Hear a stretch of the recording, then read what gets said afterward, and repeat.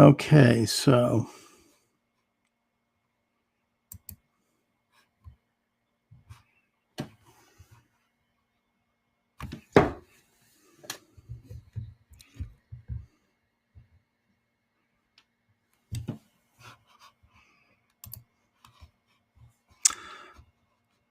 all right. Welcome to the program. Thanks for joining me, everyone. Charles Moskowitz. I am joined by Michael D. Shaw, who joins me every Wednesday at 2 p.m. Eastern Standard Time. Mike, how are you? Let me just get a little volume thing going here. Hold on. The technology is so wonderful that sometimes it goes beyond my functioning here. That's much better. All right, there we are. Sorry about that, Mike. Okay, so we're into what now? Day 7. Day 7 of what? Of the glorious Biden regime. administration.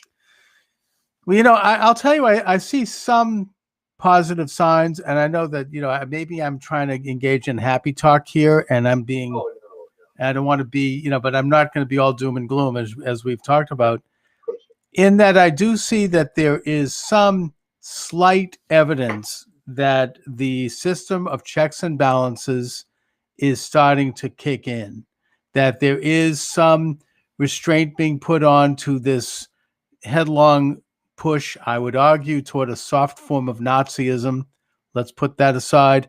Either way, I see 3 events occurring just this past day or two that I think are good signs. The first one is a Texas judge, that being Drew Tipton from the Southern District of Texas, Right.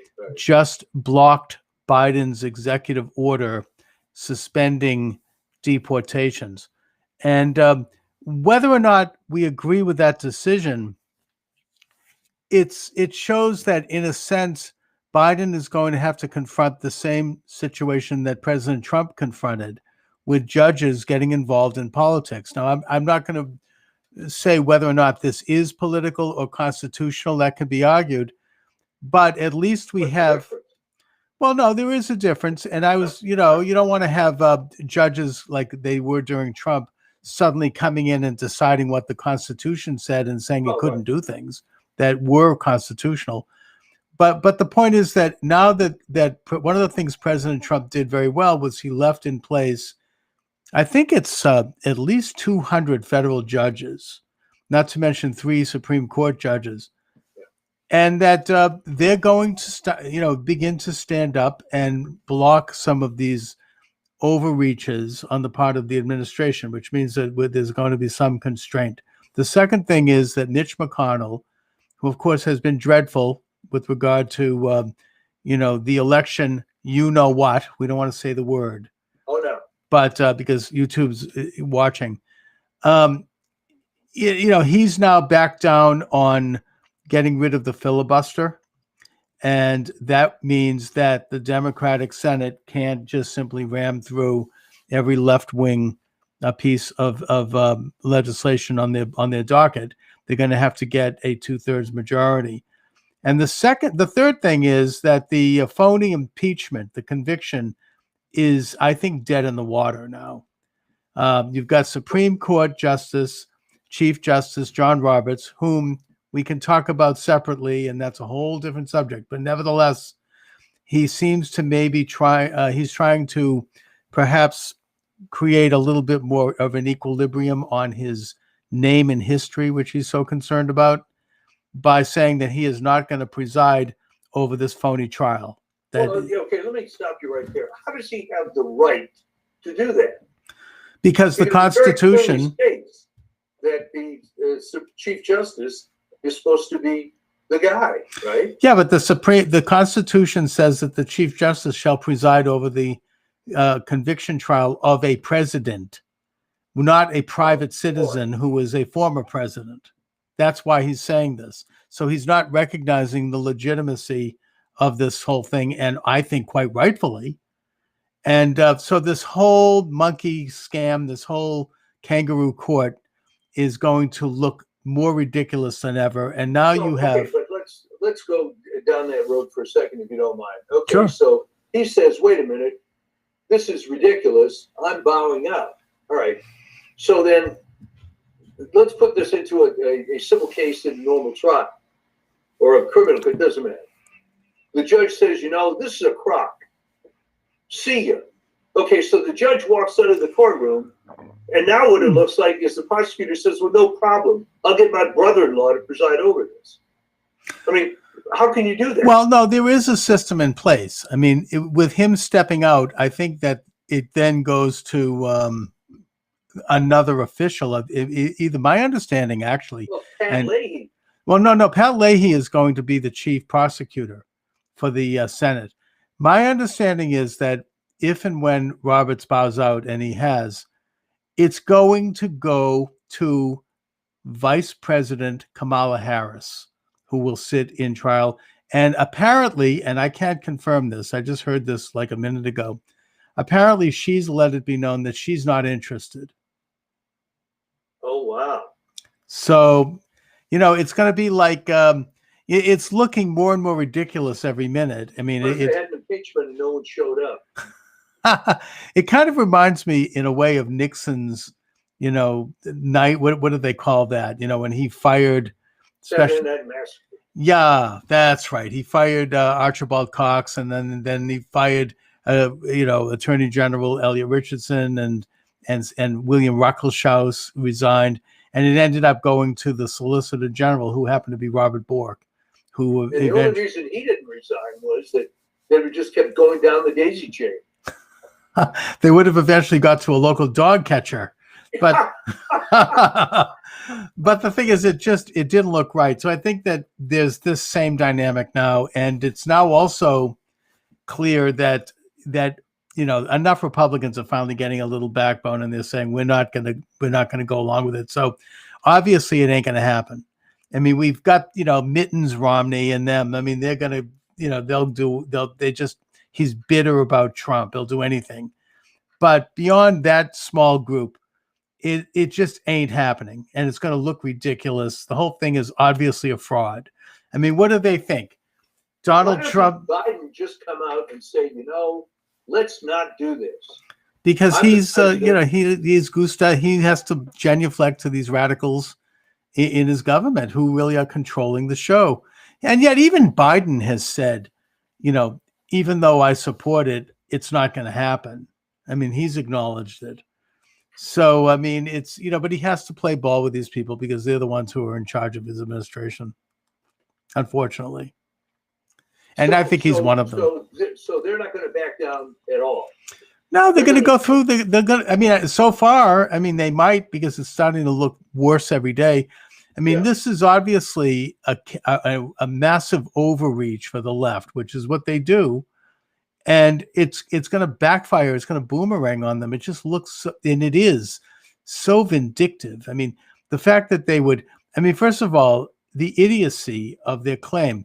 What do they think? Donald Trump sat around some smoke-filled room and said, oh, I know what we'll do to keep me in office.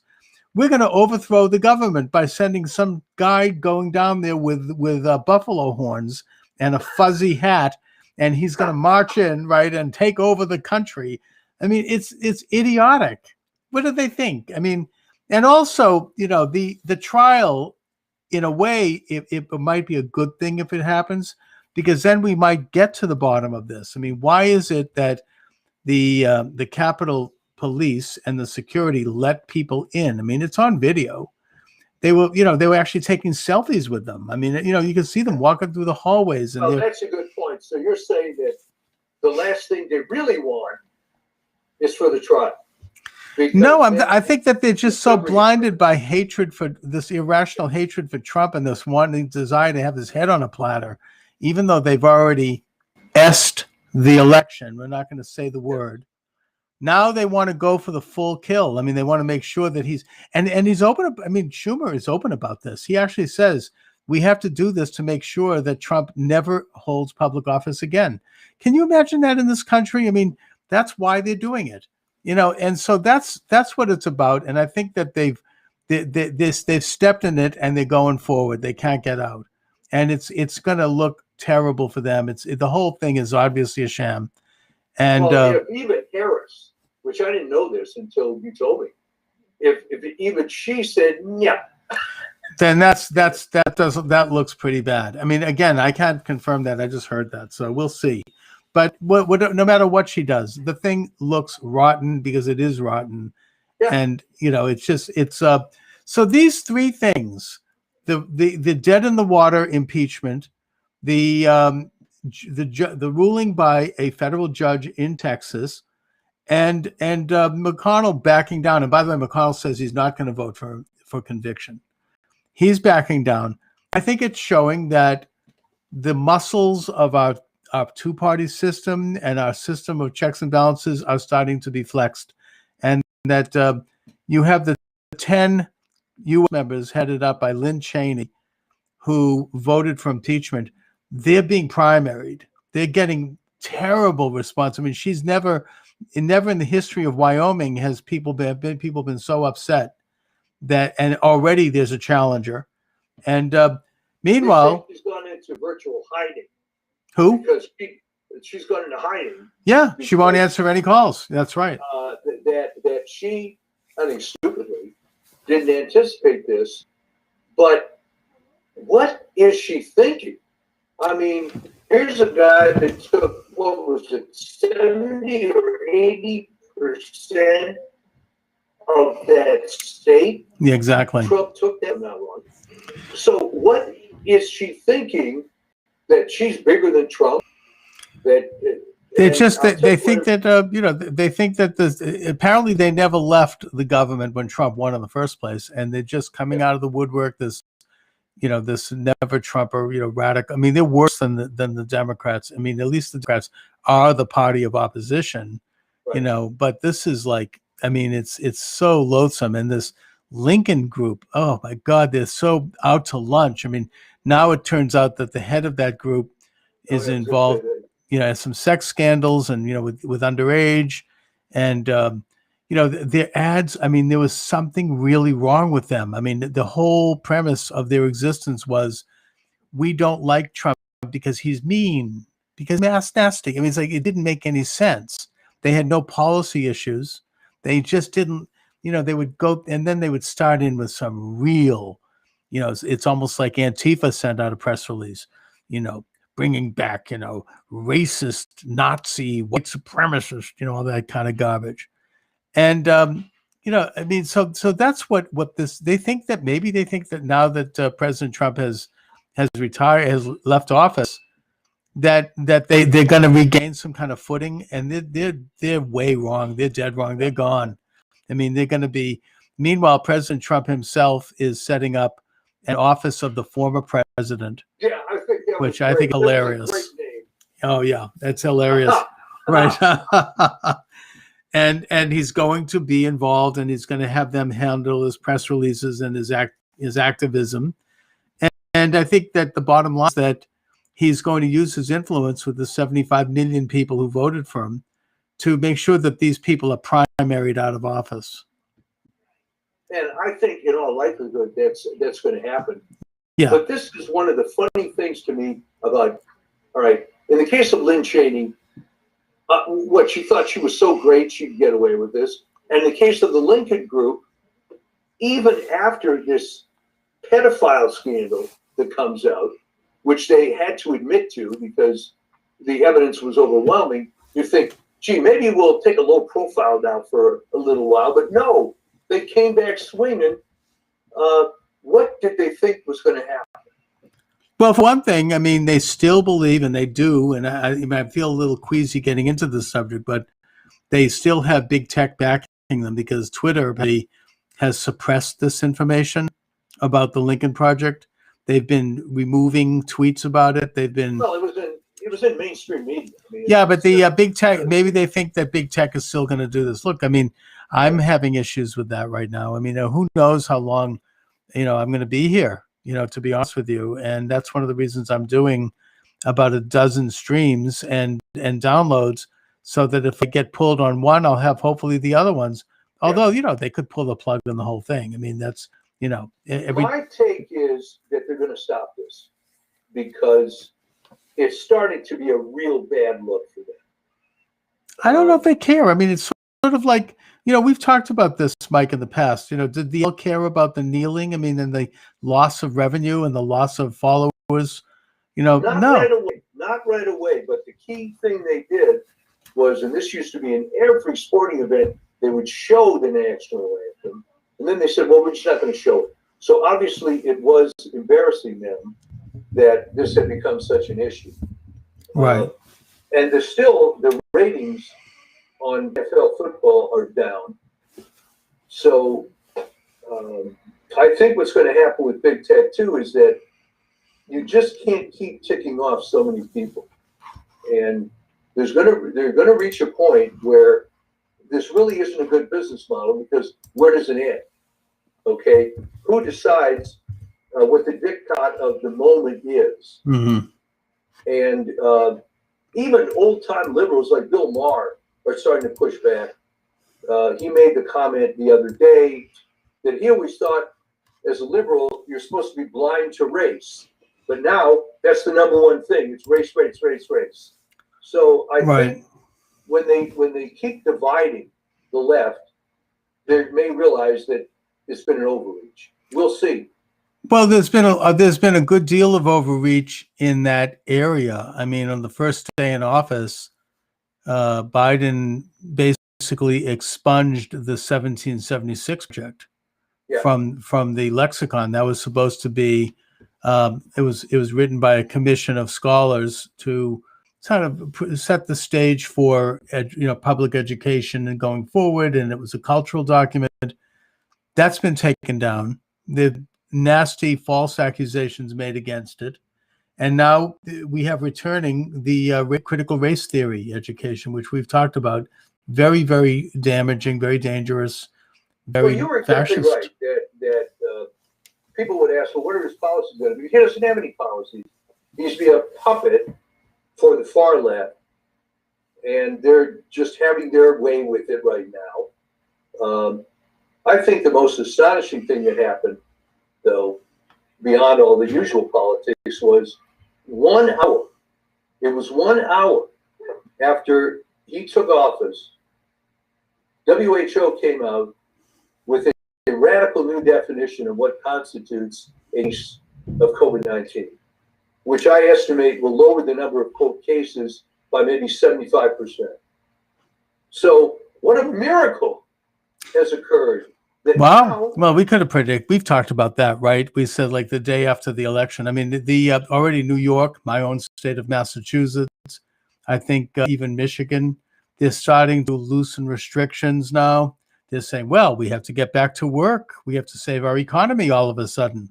All of a sudden. Yeah. I mean, to me, it's, and not disingenuous. I mean, not only that, but the actual distribution of the vaccine is suddenly improving after having been delayed, after having suppressed the fact that they even had one until after the election. And now we find out that Amazon was contacted by President Trump, who asked them to come in and help distribution, and they refused. Now they're doing it. Well, the governments have been absolutely insane.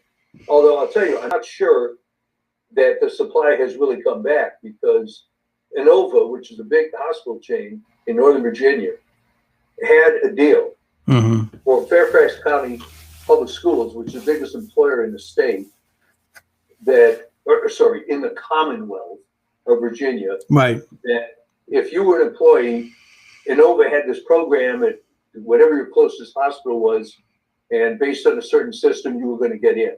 Well, lo and behold, they retracted all that. So whatever's going on with it, I don't know. Claim they don't have the supply, but the politics have gotten crazy. All right, Tony Fauci apparently has not done enough damage. He's got a higher position now, and I'm telling you, when are people going to realize how stupid this guy is? He started out with, you don't need a mask.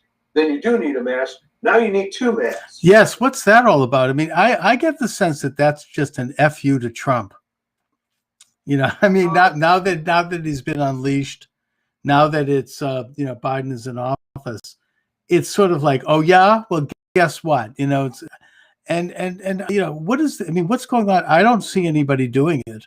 I was at the grocery store the other morning here in, a suburb of Boston, which is very liberal, and which are the first people who would strap on masks, so 2, 3, 4 masks. And they have a mask Gestapo. Yeah, and also, quite frankly, people that are co-religionists to me. Let's not mention the name of my religion now, because I could be pulled off. But let's just say that the combination of that and the liberalism, these are the first people to put on, they'll go out with a hazmat suit if they're told. And they're not doing it. I didn't see, I was in the grocery store early in the morning where, because that's when old people can go. And I only saw, well, that's Emily actually. But I mean, I didn't see, I saw maybe one person with the double mask, nobody else. So what is going on with that? Do you have any information about that? Yeah. Okay. Well, what's going on with that is that this is a classic case of leftism, and the answer to everything is doubling down. Okay. If the wealth redistribution program doesn't work, then we're going to have to do it again harder. So Tony Fauci, of course, is a leftist. It was a big Clinton guy. Clearly, yeah. Fine. All right. So he's also one of the top paid government officials in the country. He apparently, is the highest paid federal employee. He makes a lot more than the president. Yes. All right. And by the way, as a sidebar to that, people say, well, why does the reasoning behind it, which is totally fallacious, is that, well, listen, this is a very important medical position in the government, and therefore we have to have a guy who we'd have to match what he'd make in the private sector. All right. Let's back off for a minute. All right. If you're going to make a lot of money in medicine, which doesn't really occur that much anymore, it's going to be in non-insurance related specialties, plastic surgery and whatnot. But if you're at the whim of an insurance company, you're not going to starve.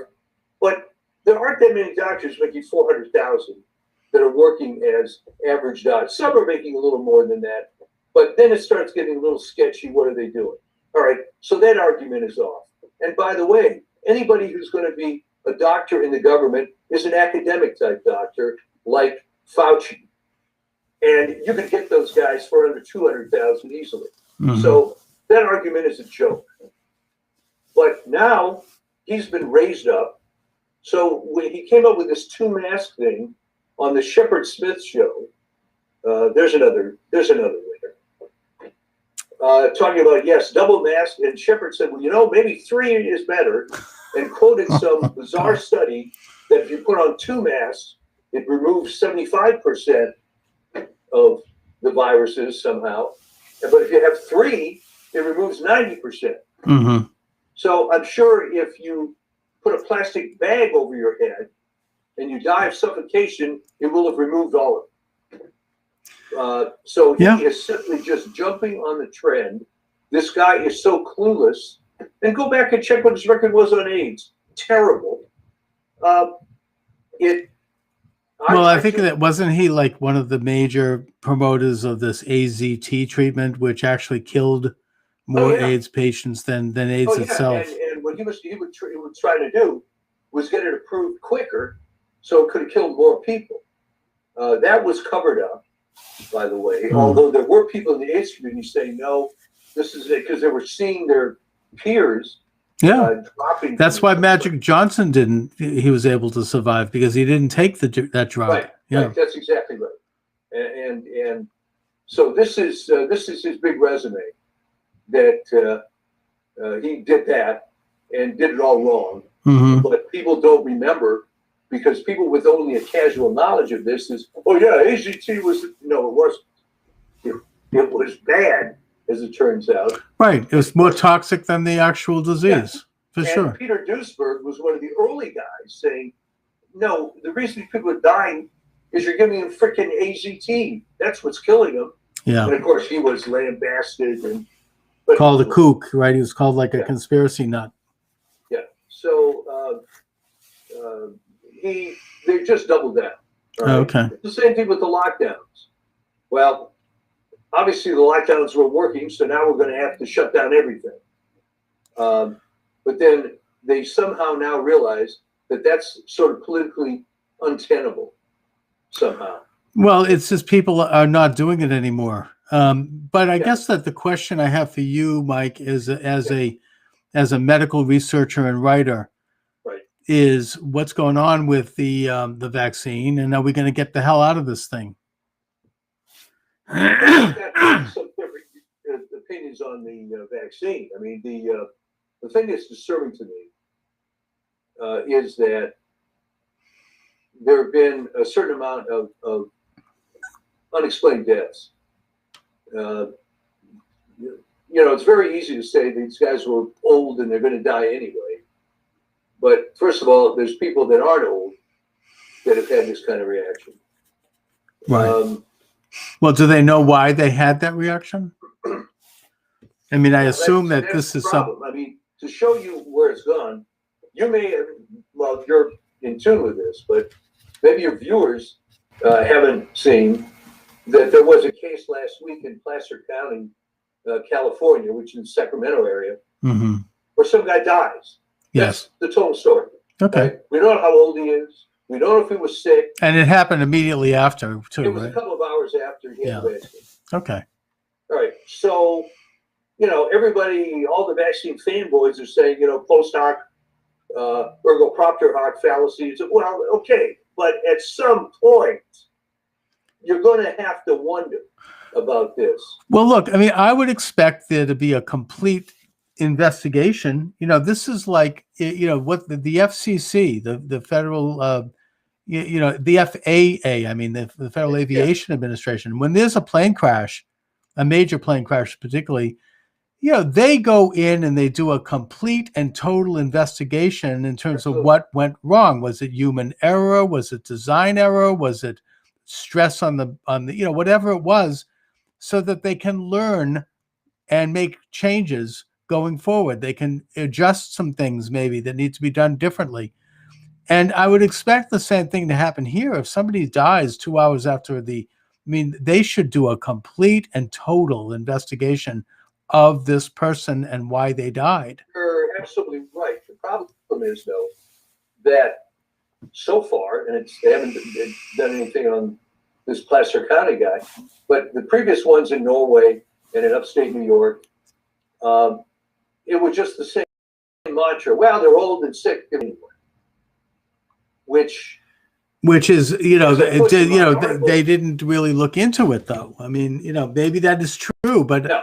They need to do an autopsy. They need to determine the cause of death.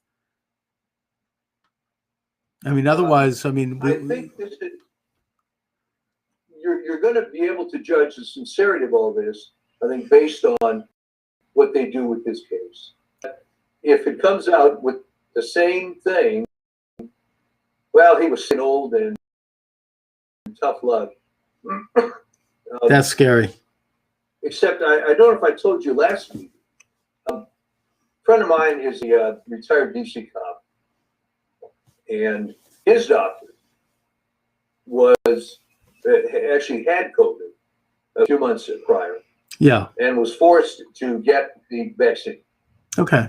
He didn't really want it. So he ends up having a terrible reaction. He's in the hospital for 2 weeks. He's now recovered. So apparently what happened was his doctor visits him in the hospital. Why the hell did you get the vaccine? Well, they forced me. He said, no one should ever take it. All right? So there are mixed reviews of this. Well, by the way, why would somebody take the vaccine if they already have the virus? Well, this is what's interesting. Yeah. It's very hard to make an argument that vaccine-based immunity is better than natural immunity. There are some very few cases where that may be true based on adjuvants they put in the vaccine and so on. But as I understand it, this vaccine is nothing more than a way of delivering the antigen to you in precisely once the mRNA converts, in precisely the same format that you would get with an active infection. So right there, for them to say, yeah, you should take it, is questionable. And I know of 2 cases personally where people that recovered from COVID got the vaccine and had a worse than normal reaction. Well, Right. well, first of all, I mean, is there any data that would talk about immunity after the virus, or is that still controversy? Here's the interesting thing. There's problems with that because how do you measure it? All right, coronaviruses will mutate readily, and for some reason, which no one's explained, they decided that, well, there's the South African version, and there's this other version. No, there's probably hundreds of versions. Right. But maybe they focused on some of these. I don't know why. So no one can answer that question. I suppose if it's a great vaccine, it's going to keep you immune from all these varieties. But the problem is that we have a very good set of data on coronaviruses. It's called the common cold. And what tends to happen with the common cold is that sometimes you get it and sometimes you don't, based on the state of your immune system at the time, because number one, there's hundreds of variants of common cold coronaviruses, and your immunity doesn't last that long to any one of them. I don't know why. Well, isn't it also true that given that a lot of this depends on your immune system and your ability and your overall health in terms of Yes. keeping it in abeyance? But having said that, don't we all carry various viruses and things over a lifetime? Yeah. Yeah, So yes, the herpes virus 6, HHV6, and HHV4, which your viewers may know as Epstein-Barr, are present in virtually 100% of people.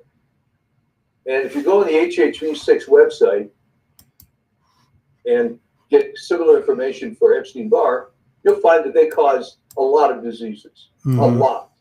Sure. That are more serious than COVID-19. But nobody cares.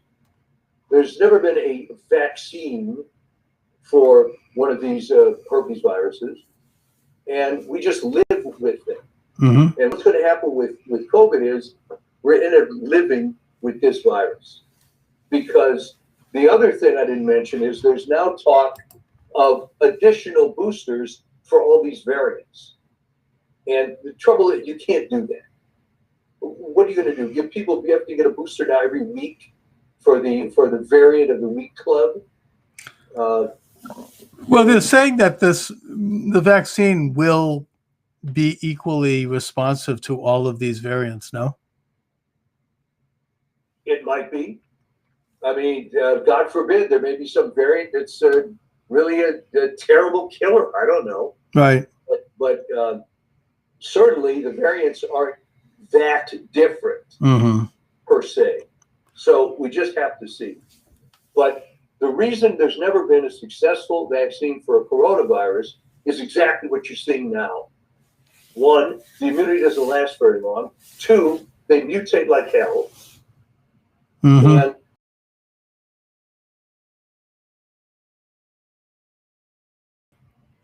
common cold, you live with it.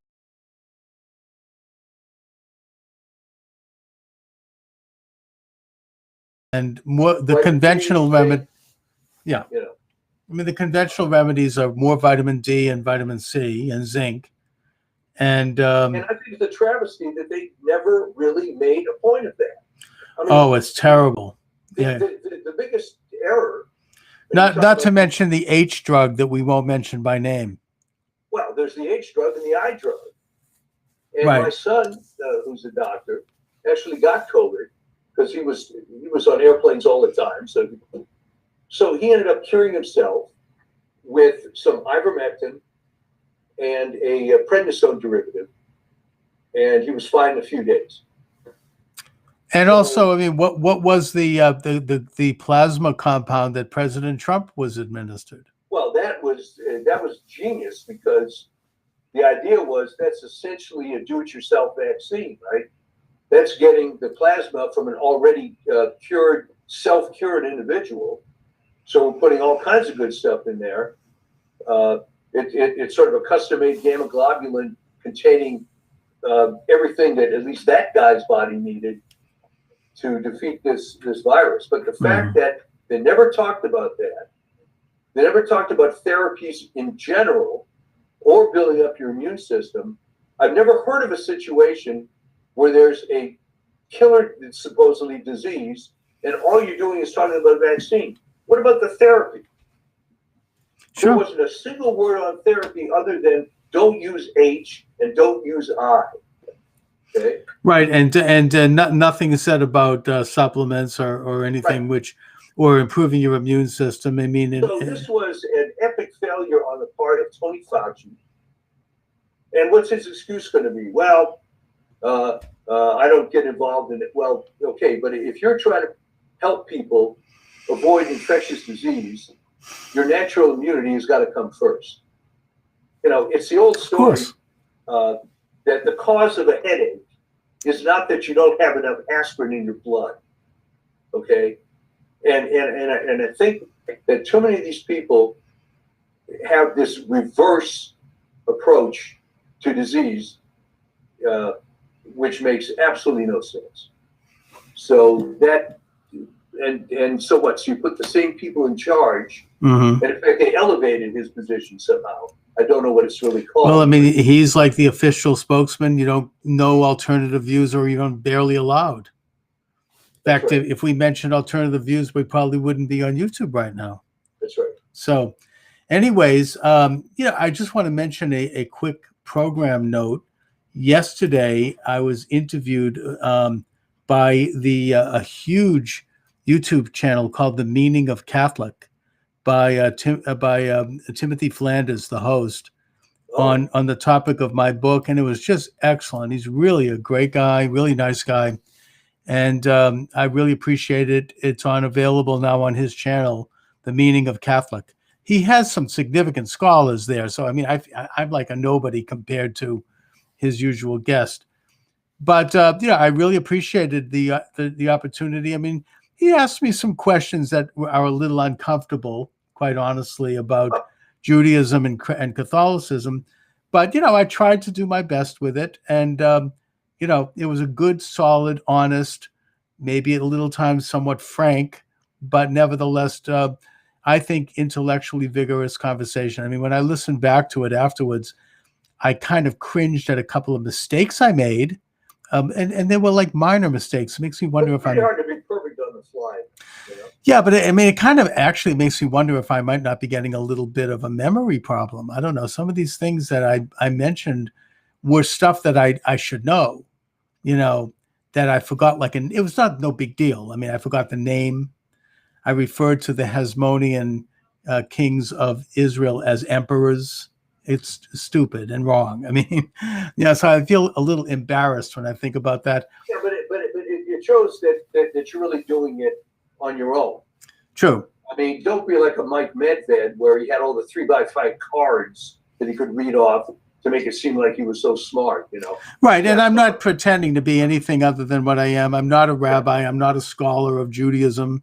I'm just a layman out here, shooting from the breeze, the best I can based on, limited knowledge. I don't claim to be anything but I think it was really an interesting program, and I'm proud of it, and I would recommend it to our listeners. It's The Meaning of Catholic. It's available on YouTube. He's got a huge station, and it's Timothy Flanders was the host. Is there a way to link to it on your? I should. On your YouTube. Yeah, I mean, I linked to it on my social network. I have to figure out how to put it up on YouTube. I'm not even sure how because he's on YouTube, but I'll find a way. But just go to YouTube and you can find it. It's available. No, but that's good. That you're non-co-religionist, as you might say. have noticed the book, but from a Catholic point of view, I would imagine that the most fair and honorable way to look at this thing is that you consider the obvious Jewish background of Jesus and his original followers, and how this thing develops. That's right. That's right. I'm not, as I mentioned to him, I am not going to take any position. I'm not going to get into the question of Christology, of the divinity of Jesus, because it's not really my business. That's a Christian question. I urge Christians to embrace that as Christians, but it's not. Debates with that within the early church, of course, too. Well, yes, and obviously there was a split in the opinion on it, but I'm not going to come out and say I don't believe in it. I mean, it's not, I just don't think it would be like asking me if I believe in Muhammad. I mean, it's not, we're talking about a different faith structure, a different religion, and I don't want to be put in that kind of a position. But I guess the fact that your book was recognized in an, I'm not going to say a hostile forum, but at least a different forum, right, is good. Oh yeah, and it was an amazing, and he was a very respectful interview, and he didn't try to pull any fast ones on me. I mean, we debated some rather tricky and thorny issues, but also we got into, some solid issues about faith, and it was just I really had a great time. So good. I recommend it. So anyway, Mike. I haven't been on his channel for some time. I better check it out. Yeah, he's good.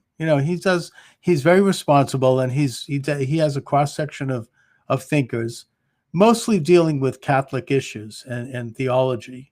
And he actually opens his program with the Latin Mass in Latin, and with the prayers. And he's cool. I mean, I really like him. He actually organized in his community, I guess what's called a walking rosary during the COVID because of the social distancing, where people walk, in the neighborhood and they do rosary and they try to take care of people and see if everyone's okay. And, they're good people. I mean, he's a good guy.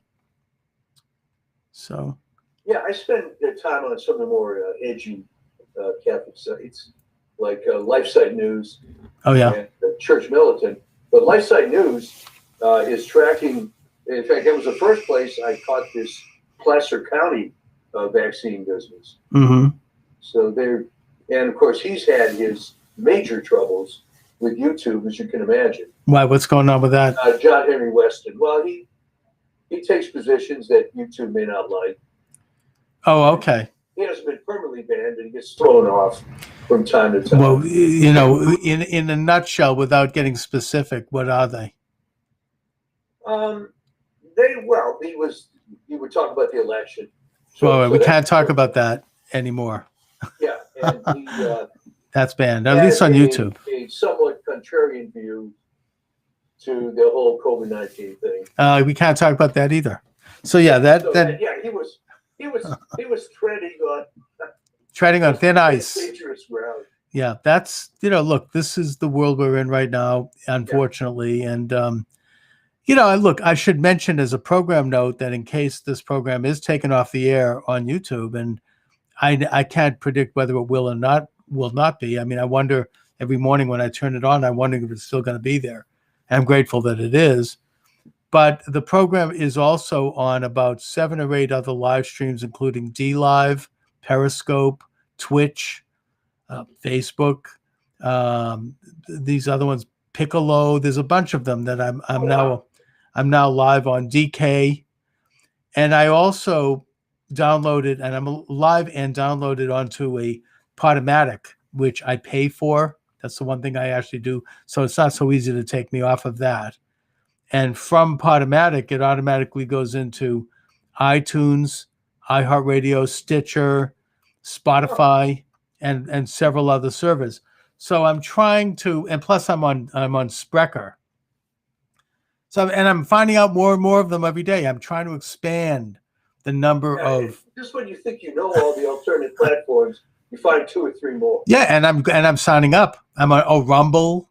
I'm on Minds. The only one I'm not on that's kind of out there is Gab. I should be, but I probably will be soon. But the point I'm making here is that I am determined to do this program every day, at least once a day, but every day at 12 noon, live with phone calls. And if I'm taking off one, I assume I'll be on another. And as long as I'm on any, I'm going to continue to do it. It's going to be Well, like, I think you'll keep fighting even if you have to, take it all to Faneuil Hall. yeah, I'll have to hit the You'll streets. fashion it, I mean, but right now it's like whack-a-mole. They're going to knock me down one spot and they're going to pop up on another. So that's the world we're in right now. You seem to think it's going to lessen. I hope it does. Parler, of course, has been completely taken down. Well, I'll tell you why it's going to lessen, because it's too much overhead to do what they're trying to do.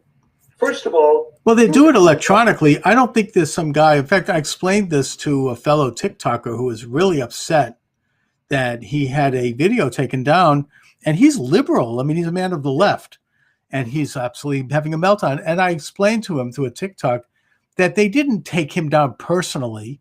It's that he said something, he used some word that hit the algorithm, and the algorithm took him down. They don't have a staff of people that are sitting there listening. It's not like a radio station where, I mean, that's why I was suspended for 7 days on TikTok, and I understand it. I don't blame them, because I had a caller call in and mumble the N-word and then hang up.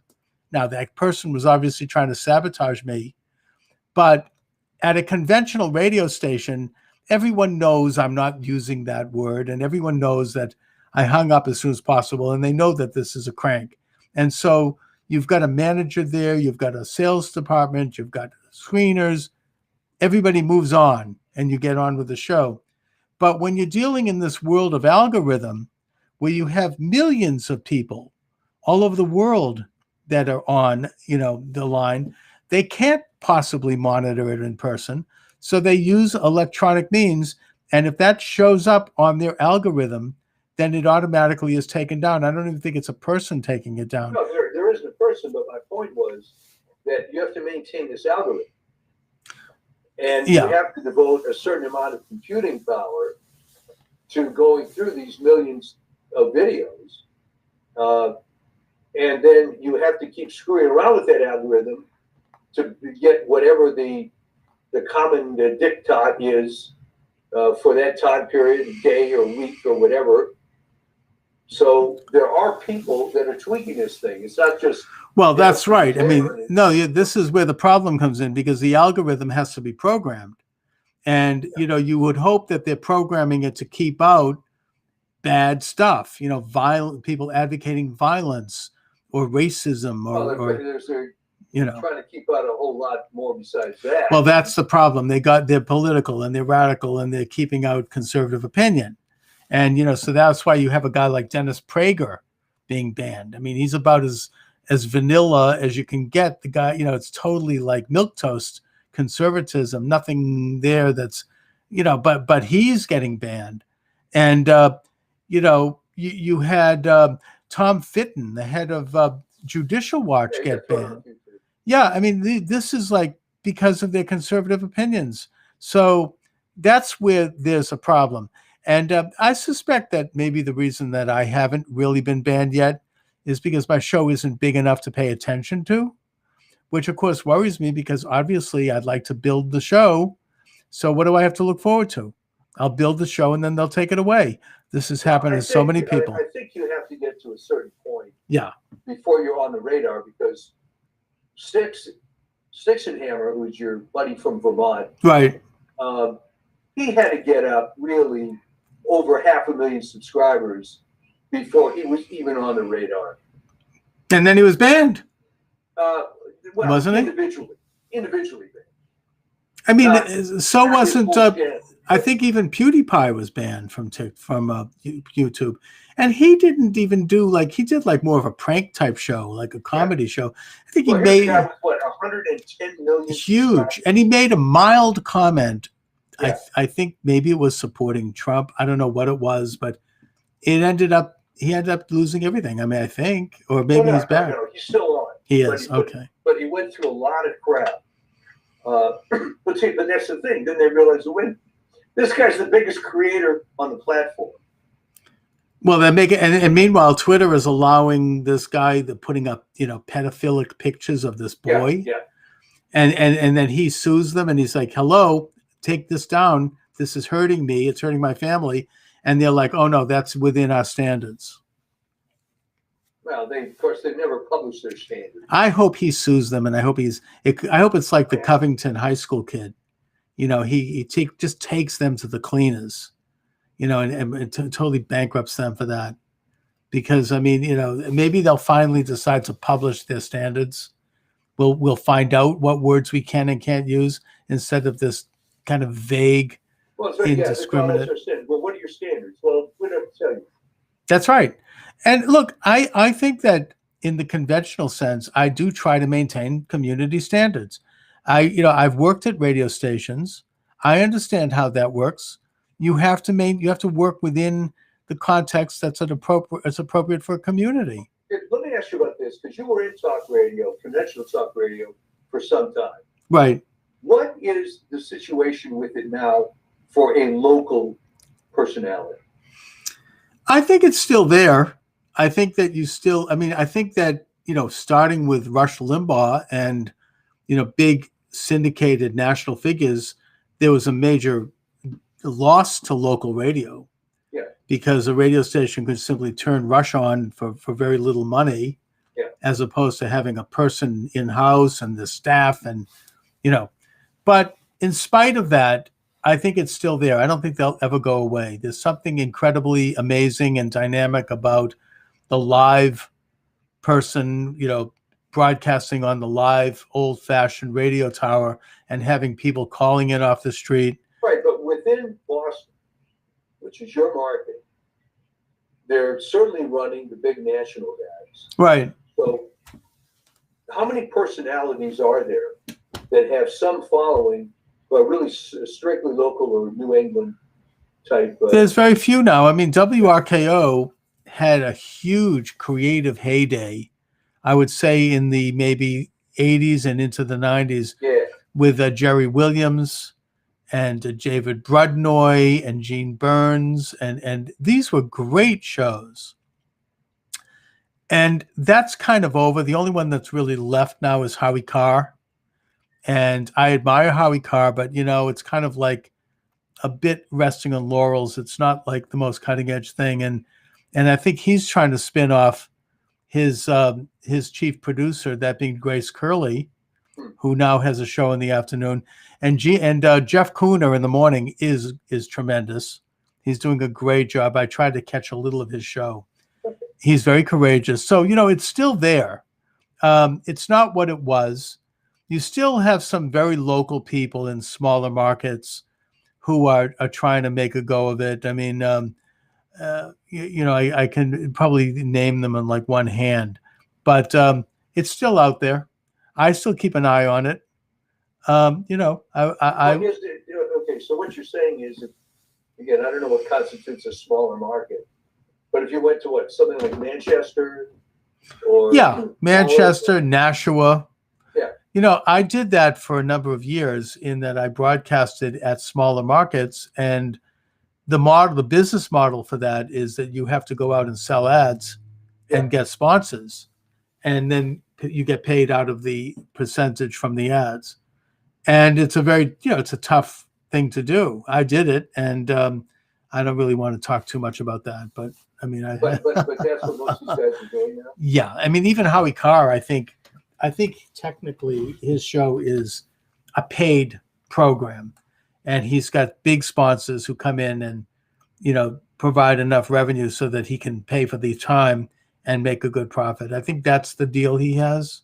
Okay. But I don't know. And I think Jeff Kuhner, on the other hand, is in-house. I think he's an employee. He gets paid, salary, and a good one, and deserves it. But I think that for smaller players, it's very difficult. So that's what's going on. And I'm trying to I've now come up with a way to almost replicate a radio experience right here, right now, because I give out a phone number and I'm getting calls and they're live. I mean, the problem is I can't screen them. And that is problematic if you have a crank, somebody wants to sabotage me. So I just try to keep my finger on the button. And if I sense that someone's not kosher. Plus, I've had a few people banned from the Skype that I can click them off as fast as I can. That's the best I can do, but I really can't screen it. This is just a one-man deal here. Yeah. But I'm looking forward to building a live audience. I haven't given out the number too much today. That's why we're not getting calls. But you've seen it, Mike. You were on my show recently where we had a lot of calls. Yeah. So it's interesting, and it gives another dimension to it. Well, that's sort of ultimately what I've wanted to do. I've wanted to have a live radio program with phone calls, people calling in, and just me and the callers. That's the ultimate for me. That's what I started listening to Jerry Williams, who I consider to be my mentor. And he was just brilliant. He would turn on the phone lines and he would sit there for 4 hours without any guests. And he would just take call after call. And it was just incredible. It was just absolutely. That was the original format, and that's still the best. Yes. And Limbaugh was asked, why don't you have guests? And you really didn't, at least at first. It was strictly calls, and it works. It does. The trick, I guess, is some of the calls aren't going to be that good. Not that they're sabotage or negative, but we just get rid of them. People just aren't there. They're not interesting. Yeah. But it's amazing how interesting people are. I mean, you get people to reveal, you as a talk show host, you kind of help people open up a little bit on the air. And I mean, there are some people, the late Larry King was very good at that.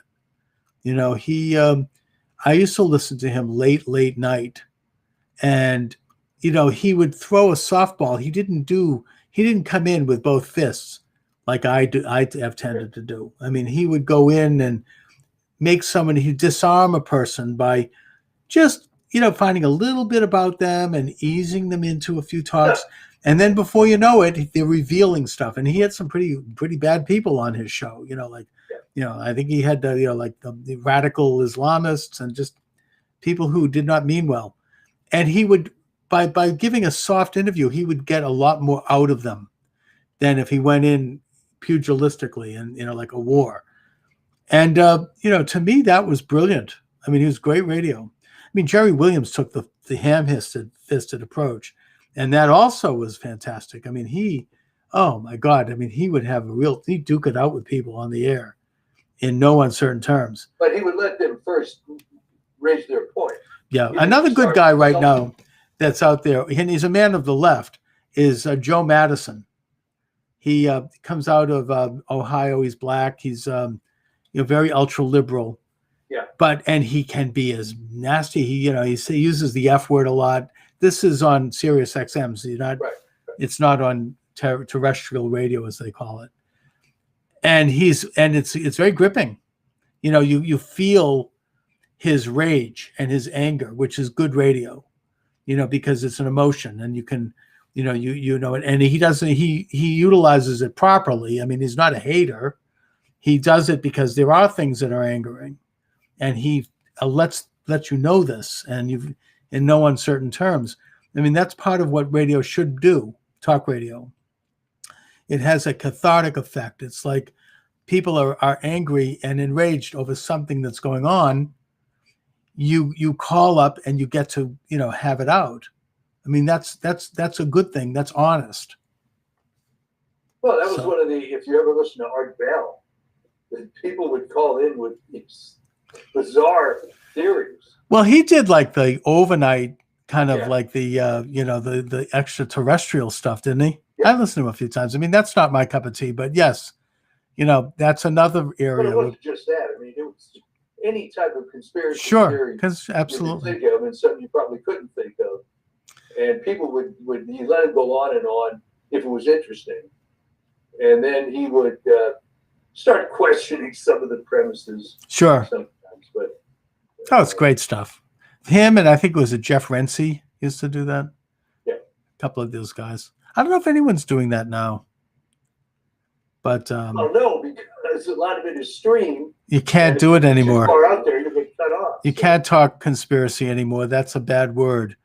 I mean, look, you don't get into certain conspiracies. Like I would not talk about any conspiracies involving an ethnic group, particularly my co-religionists. Let's just put it that way. We don't do that. I never do that. Although I'd like to bring some of those people in to question them, find out why they believe what they do, but you can't. I've done it a few times. I've had those shows removed from YouTube. Really? Oh yeah. I mean, you can't do it. You cannot mention that stuff. But even if you're doing it like I'm trying to do it responsibly, in fact, I do on Thursday, I have David on, and David happens to be a co-religionist, and we discuss issues of religion, of our own religion in politics, and we talk about Israel, and we talk about, and one of those shows was taken down. What are we, anti-Semitic? I mean, this, it was crazy. But it's, again, I think it's an algorithm. It picked up certain words that either he or I used, and it went with that. I think in that case, they actually put the show back after I contested it. But nevertheless, that's what we're dealing with now. Conspiracy theories are fascinating, but you cannot, you have to differentiate between that and those which are harmful to groups of people. You can't do that. But you can look at political conspiracies. I wrote a whole book. My book, Assassination in America, is all about conspiracies. Anyhow, but so what else is new?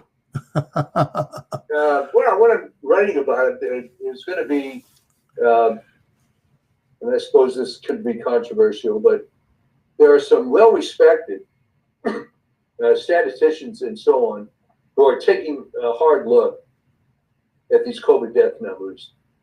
And let's just say that they believe the real numbers are lower.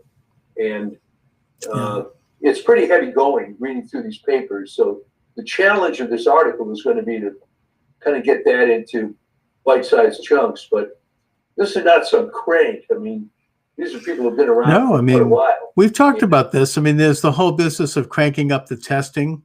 Yeah. So that you have like a tiny, tiny drop of COVID in your system, and that you're declared COVID.